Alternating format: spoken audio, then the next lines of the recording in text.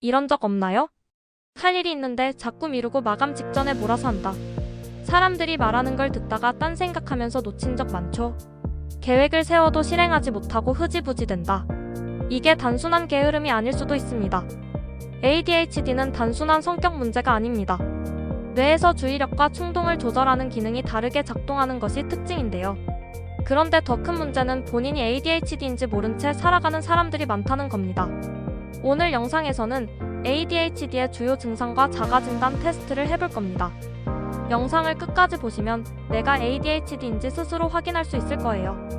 먼저 ADHD를 가진 사람들의 생각과 행동을 알아볼게요. 이 중 하나라도 해당된다면 ADHD 가능성이 있습니다. 해야 할 일을 미루고 마감 직전에 몰아서 한다.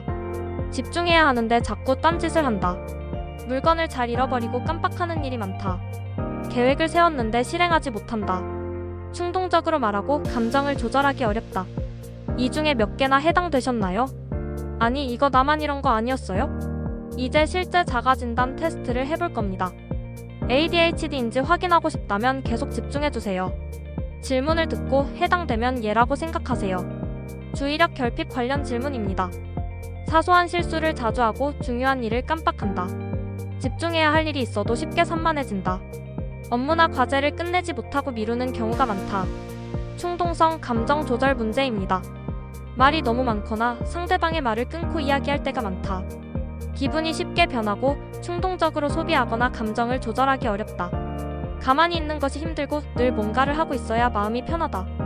일상생활에서의 어려운 문제입니다. 시간 관리를 못해서 항상 급하게 처리하는 일이 많다. 지루한 일은 끝까지 하기 어려워 쉽게 포기한다. 이 중 3개 이상 해당된다면 ADHD 가능성이 있습니다. 5개 이상이면 전문가 상담을 추천합니다. 그럼 이제 ADHD를 어떻게 관리하면 되는지 알아볼까요? 많은 사람들이 ADHD 치료가 어렵다고 생각하는데 사실 아닙니다. 치료 방법에 대해 알려드릴게요. 약물 치료, 도파민과 노르에피네프린 조절. ADHD 치료제는 집중력을 높이고 충동 조절을 돕습니다. 대표적인 약물 콘서타, 메디키넷, 스트라테라.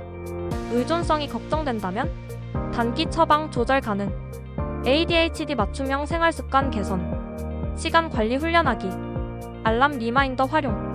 우선순위 정리. 한 번에 하나씩 집중하기. 멀티태스킹은 오히려 비효율적. 운동, 명상. 규칙적인 운동은 도파민을 증가시켜 집중력 향상. 이 방법 중 하나라도 실천하면 확실히 차이를 느낄 수 있습니다. 오늘은 성인 ADHD의 주요 증상과 자가진단 테스트를 해봤습니다. 혹시 체크리스트에서 해당되는 항목이 많았다면 혼자 고민하지 말고 전문가와 상담해보는 것도 좋은 방법입니다. ADHD는 단순한 성격 문제가 아닙니다. 내가 왜 이럴까? 라고 생각하지 마세요.